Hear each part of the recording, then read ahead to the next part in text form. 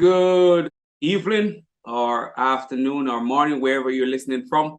Welcome to the Black Male Impact. And today we have with us our guest, Mr. Vondale Singleton, the founder and CEO of Champs Mentoring. So we're going to get into the conversation. But before we do, I'm going to ask Mr. Singleton to share with us something about himself before we get into the conversation. And again, welcome to the Black Male Impact. Dr. Cross, thank you for having me. My name is Vondale Singleton, and I am the founder and CEO of the Champs Male Mentoring Program. CHAMP stands for Culturally Helping and Making Positive Success. We believe that everybody is born to win in every situation in life. I am a native of the South Side of Chicago, Illinois, and I am a proud father and a husband to my wife of almost 20 years, who's also a Chicago Public Schools principal. And I'm just excited to be in purpose and passion, fulfilling my destiny for my life, and that's giving back to my community. Well, yes, I know we're going to have a great conversation because, man, I really appreciate the work that you're doing. I see you are helping these young men to see themselves beyond the labels, beyond the stigmas. So that is really commendable. And I can tell you, man, I do admire the work that you're doing. And actually, that's how we have connected a few years ago due to the work that you're doing. So I'm just going to get straight into the conversation. My first question to you, what is the mindset that it takes to make a positive impact? Yeah, so one of our pillars is a positive mindset. We have 5 core pillars, but one of them is a positive mindset. I believe the mentality of someone who is going through the journey of greatness always surround themselves with the positivity or the outlook, having a positive mindset in terms of, hey, it's not a failure. These are lessons. If I lose, these are lessons. And I believe encouraging young people to try new things, to learn from those mistakes once they make them. And the quicker you learn from those mistakes, the quicker you can grow into the maturity level of being great at whatever you have been called and assigned to be great in. And before I even get into my question that I have here set for you, I just want you to share an experience mentoring those young men there in Chicago. Yes, I've been privileged to impact close to 10,000 young people over the past 10 years. And it's never the same day. It's never the same experience. Once you get a chance to see the fruit, the labor, and the seeds that you have sown, it makes you want to do more, quite honestly. And the mentoring bug is a part of my being every day. Seeing lives change through social emotional learning, through mental health, leadership development, identity formation, where young men are coming into the realization of who they are, and they're able to share and tell their story on how they persevered, how they were able to overcome the odds, the drugs, the gangs, the gun violence, which you often would hear about taking place in Chicago.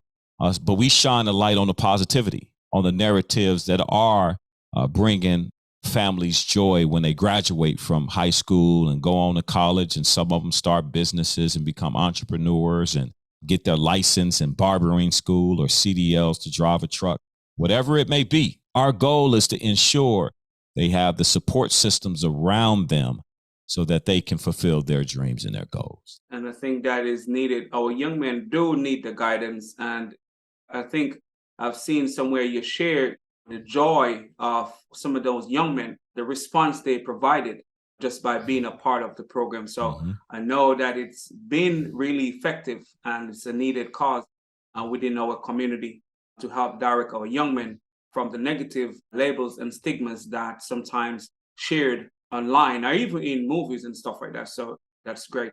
So I'm going to get into my our next question. What advice do you have for the men listening and how they can play a role in creating positive change? My advice for the men who are listening, those who may be watching, that we all have a responsibility. We all have an opportunity to pay it forward, to give back to our communities in whatever capacity. But I do believe that everyone should be mentoring. I believe everyone should have a mentor, and everyone should be pouring into somebody else. That's just my philosophy. Even after 40 years, I still have mentors that are pouring into my life. And as a result of them pouring into me, I'm able to confidently pour into the young people and even the young men that are under my care.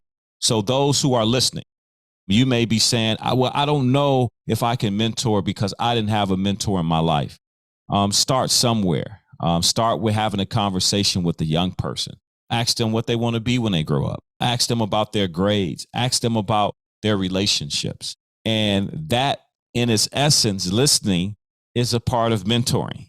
To be a great mentor, you have to be a great listener. And once you are a great listener, then you can say, oh, I see the gaps, and this is how I want to help you fill those gaps in.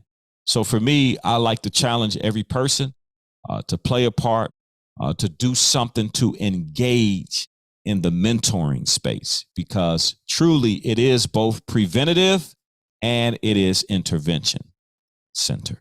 Well, that's really appreciated because you said it right. Men may be thinking that they don't know what to do because they weren't being mentored by someone. But you state the perfect thing right there. Just ask about their day, how their grades are doing, or just the things that is happening in their life, or the things that are happening in their life, and how to help them to get through those situations. Can be beneficial. They find that someone will care about them. So I think that is really great. So I'm going to get into my next question. How can we as Black men help to change the narrative? And you can pick from whatever narrative. I know that you engage in some of those things there in Chicago. So choose from wherever you want to speak from. But how can we help to change the narrative when it comes to us as Black men?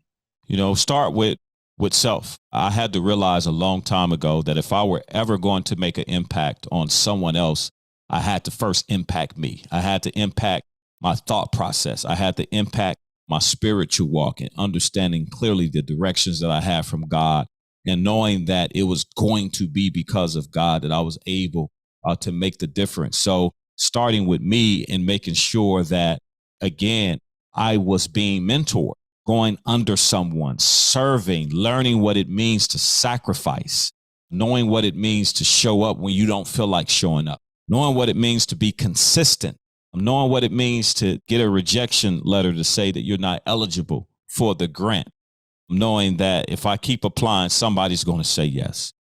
So for me, starting with self and really doing a full inventory of your strengths, your capacities, your areas of growth, and then finding mentors that can pour into you, that you can fall under and serve. I think that is great. And as you said, we need to start with ourselves, because once we start with ourselves, everything else will fall in place if we do self first, because we have to take care of us if we're going to serve others.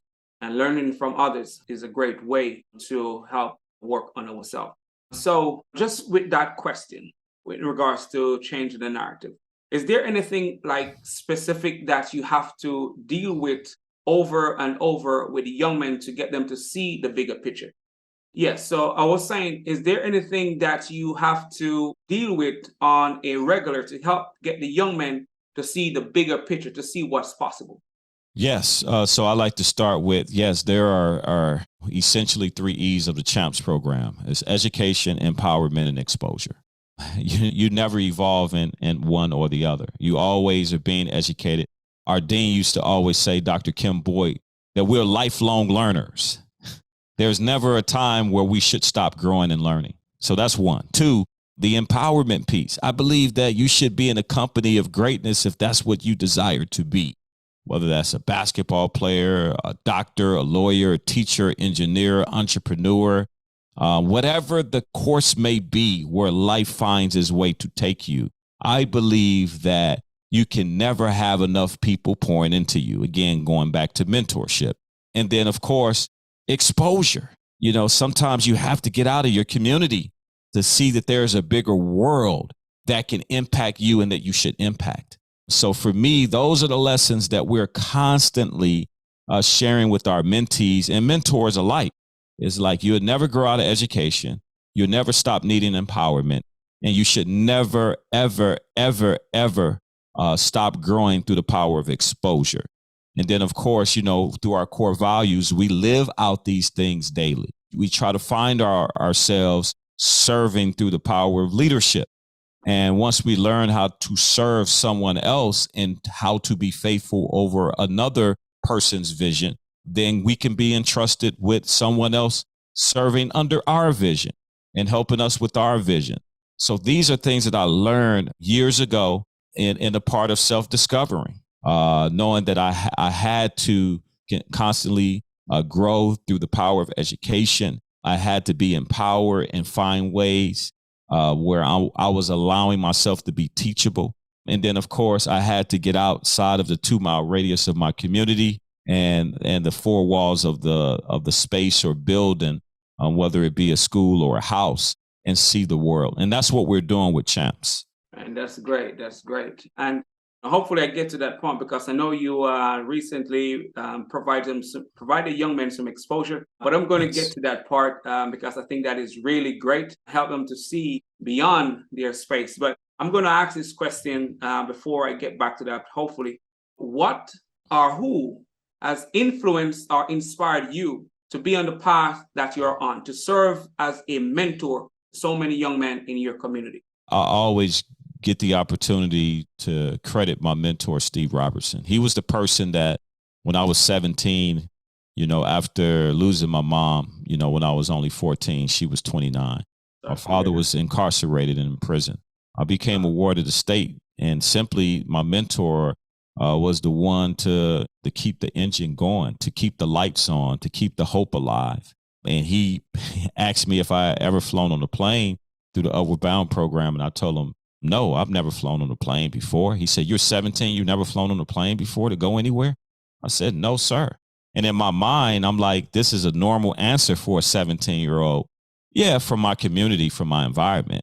But there are many 17-year-olds that have traveled the world by the age of 17. And here I am thinking that abnormal was normal. Yeah. And once I got exposed to that trip, and he began to invest in me, take me to church, pick me up, take me to my basketball games, support me at my games, help me with my college applications, and really help me find my journey and my why and my what. I realized that this man was sent by God as an angel in the form of a mentor to actually save my life so that I can help many other people.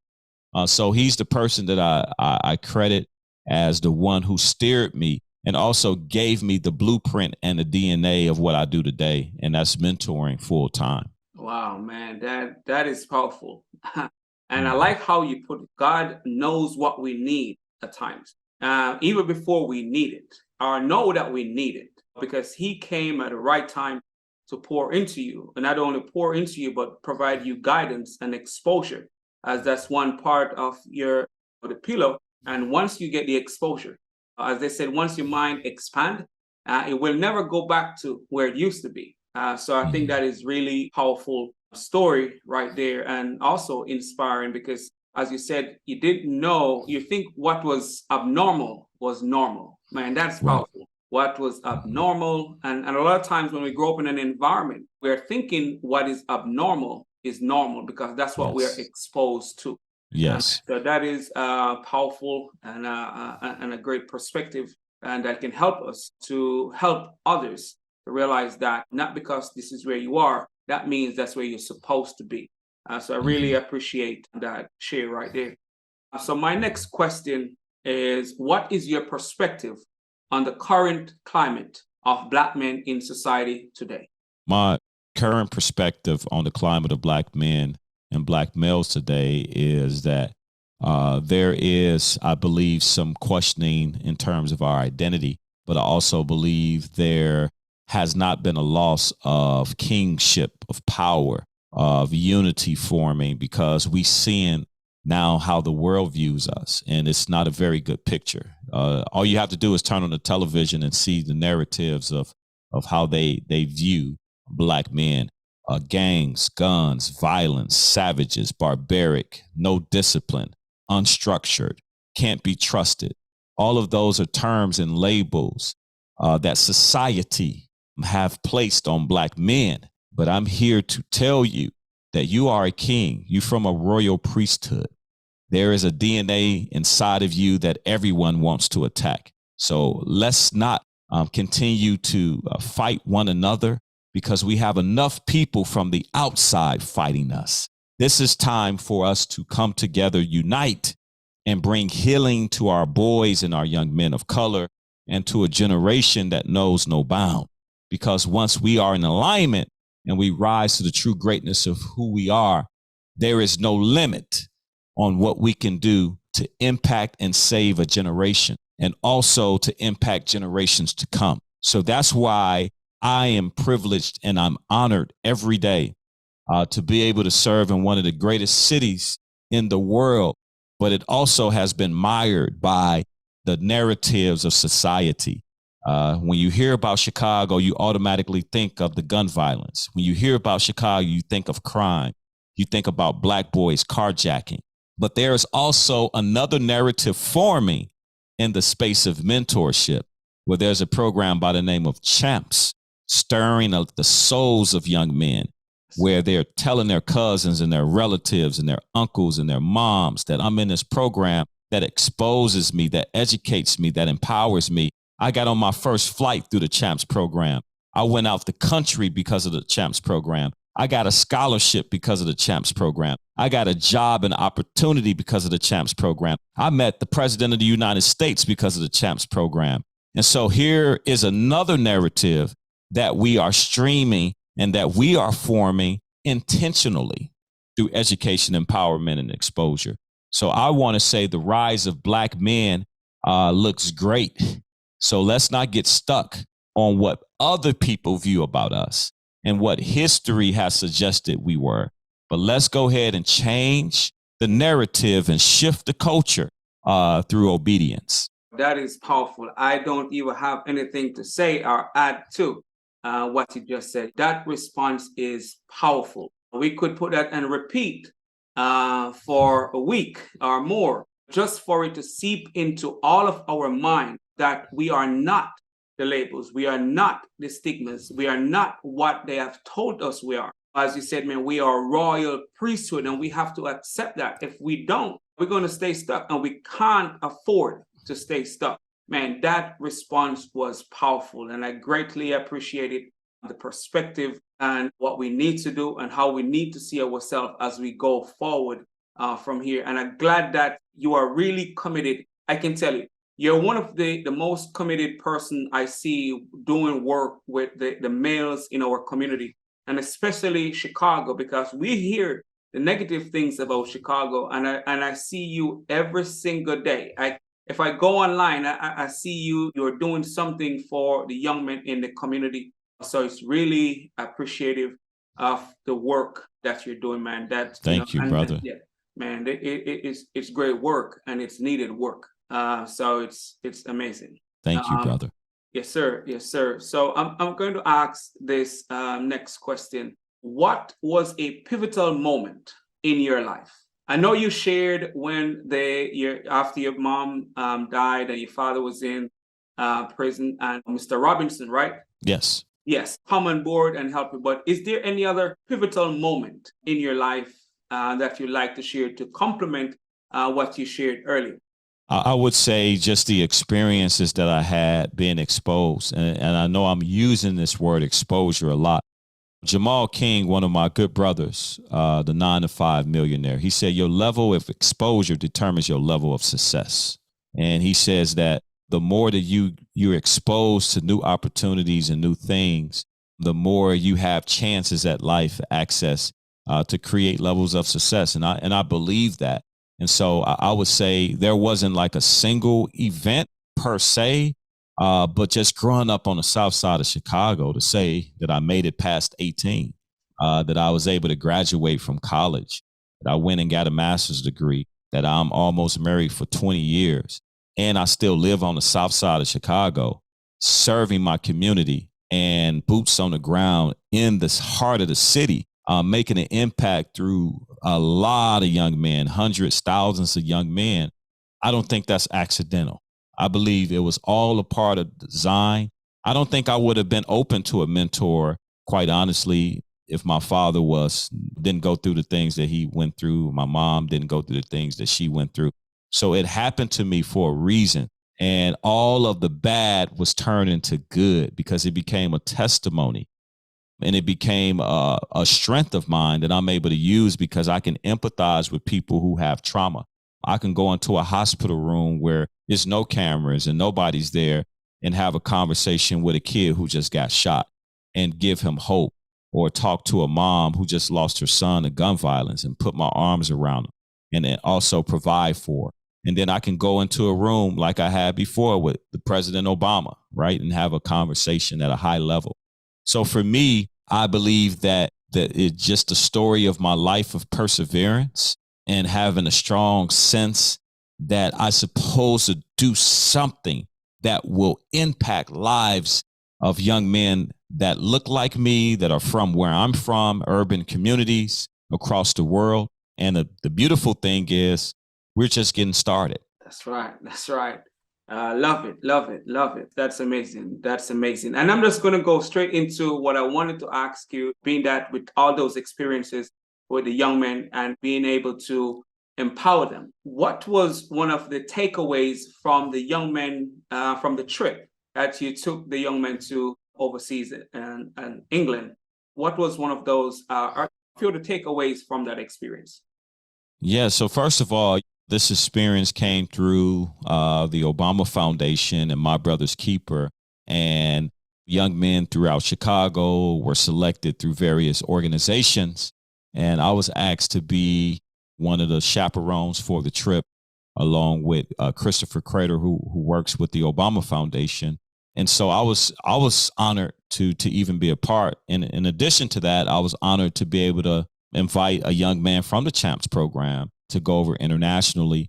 And really the deliverable through Lawrence Larty and Ravensbourne University in London was to create a jersey around basketball, culture, and the arts through the Jordan brand that signified the best of what Chicago offered in those areas and the best of what London offered in those areas. So the goal and the idea was to go over to London for a week, go to different sites and places and talk to different people, and the young people will begin to design and put into shape what this jersey will be and what the pitch will be, and how the teams can articulate, Chicago and London in collaboration with the Chicago kids going over to London and vice versa.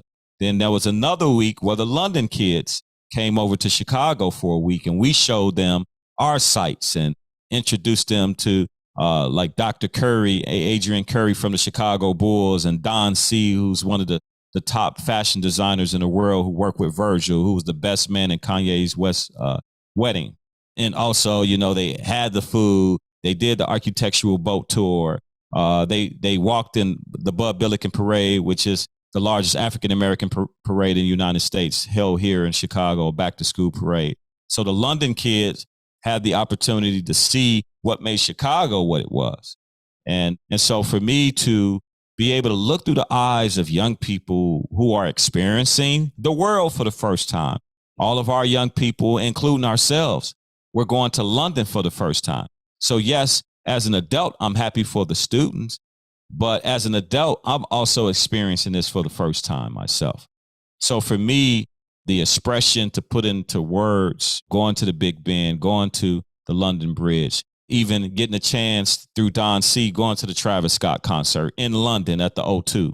Like, come on, man. Who gets to do that every day? But again, being on assignment, following what I believe I've been called to do, has led me and afforded me opportunities that will last a lifetime, but it all came through mentorship. It's just great.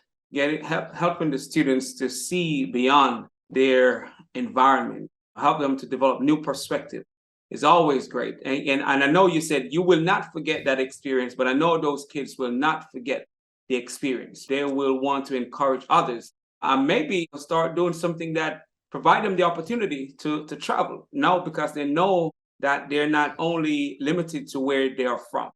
And that's always great. And sometimes that's how they go into what they later pursue as their career. So providing the exposure is great. So my next question to you is, what life lesson have you learned late in life that you believe is important and can benefit this current generation? You know, for me, as I go out and serve the community and be in a lot of ways kind of becoming a voice in activism around boys and young men of color. So get a lot of media opportunities, a lot of unique spaces I get to be involved in. But I guess the biggest lesson and the thing that I'm taking away, even right now in my life, is to value family and to really understand the power of your home being your refuge. Because quite honestly, it never stops. There's always somebody hurting. There's always somebody that needs support and need mentorship and guidance. There's always trauma and stories out there that you want to just jump in and bring service or healing to.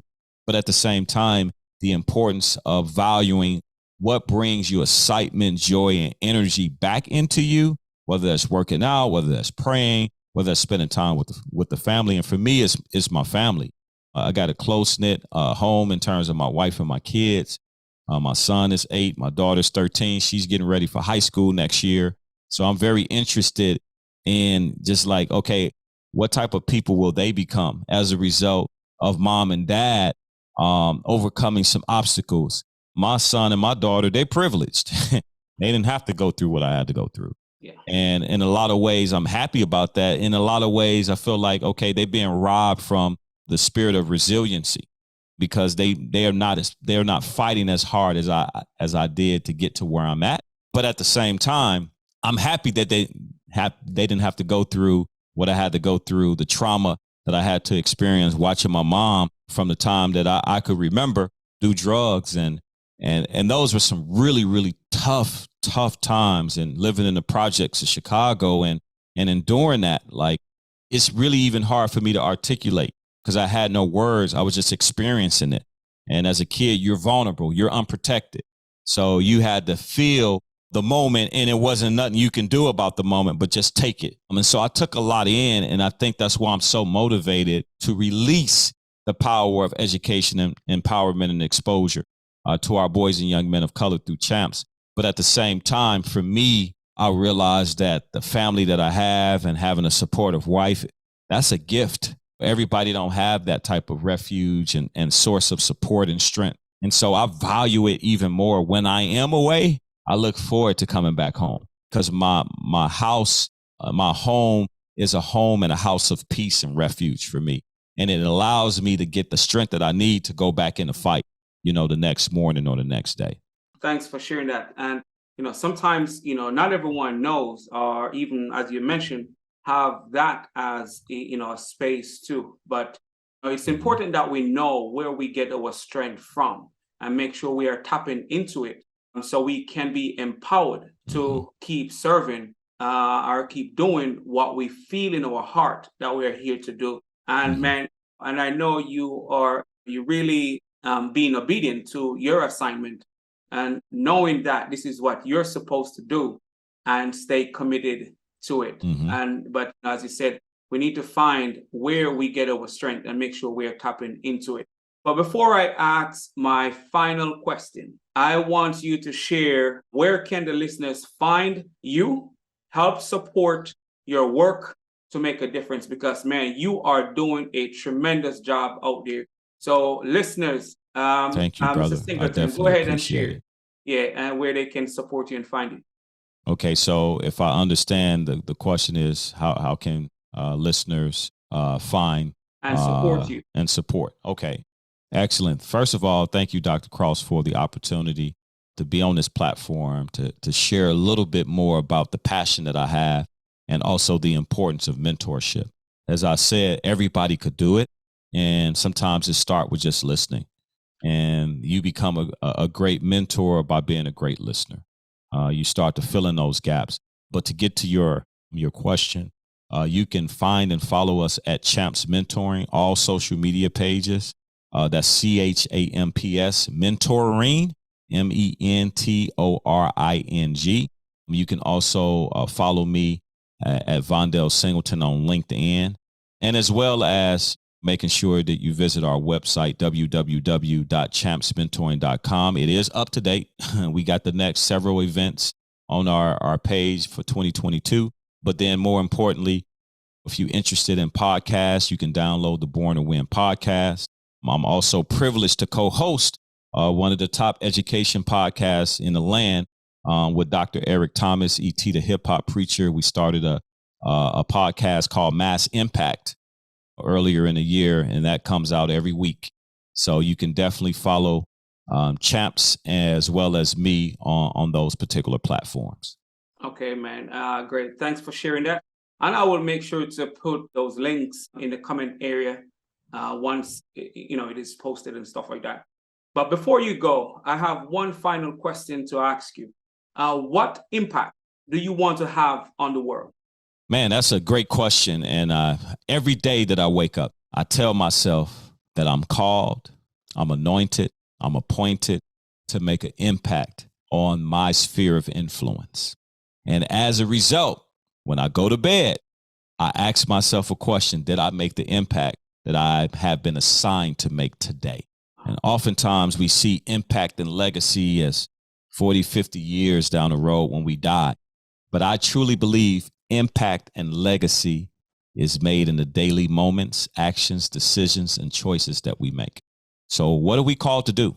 I don't know. I know what I'm called to do.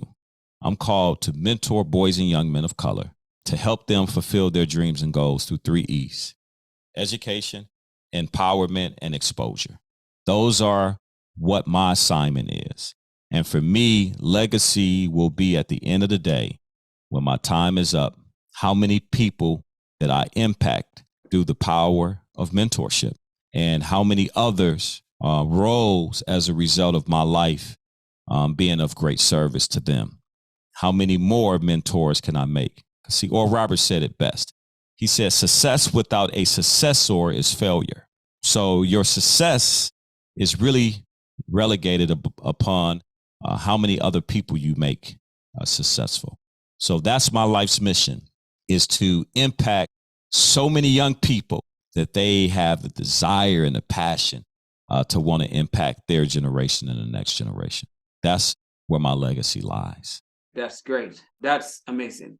And I like the quote where, as a person that strives for success, you should also strive for helping someone to fill the gap, come in your space and do the work and continue to make an impact. So I really appreciate it. Mr. Singleton, man, this conversation was great. I really enjoyed it. And I thank you for being here on the Black Male Impact. And this is what it's about: inspiring positive change. And your response, your perspective were all on point in inspiring positive change. So thank you for being here with us. Thank you, brother. Appreciate you. All right.